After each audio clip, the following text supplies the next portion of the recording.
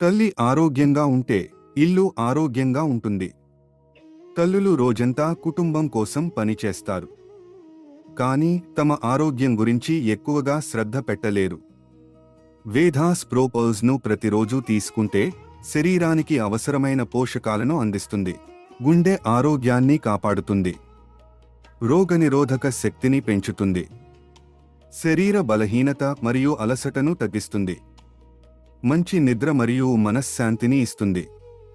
ఉదయం పానీయం రోజంతా శక్తి మరియు రక్షణ కోసం.